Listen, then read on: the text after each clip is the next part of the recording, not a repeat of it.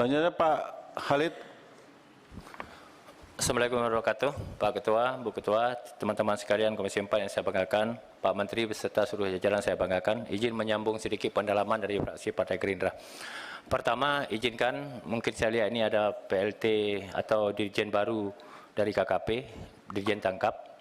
Izin saya mengingatkan bahwa dulu ada kunker Komisi 4 menyangkut pengerukan PPI Lampulo.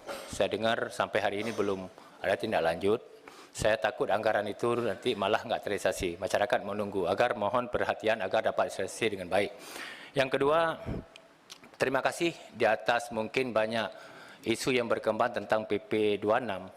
Saya dari Aceh jujur merasa terbantu Pak Menteri. Maka pada kesempatan ini Pak Menteri, kami di Aceh, panjang pantai kami 2.666 km, sangat panjang.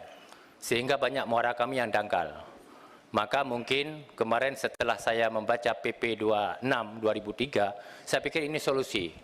Tolong ambil sentimen kami di muara-muara yang ada di Aceh, agar masyarakat kami tidak lagi menunggu pasang untuk melaut dan tidak menunggu pasang untuk pulang. Jadi ini saya pikir menjadi pintu dan solusi untuk menyelesaikan semua muara dangkal yang ada di Aceh. Ini harapan. Kemarin masyarakat Pak Gubernur dan orang-orang di Aceh menelpon saya, tapi sampai hari ini tidak ada teknis. Maka kami minta kepada Pak Menteri agar ada juknisnya, sehingga nawaitu kita untuk menyelesaikan sentimen di muara-muara dangkal tidak merusak lingkungan. Terima kasih, saya pikir ini yang dapat saya sampaikan. Terima kasih. Assalamualaikum warahmatullahi wabarakatuh. Silakan Pak Revindra.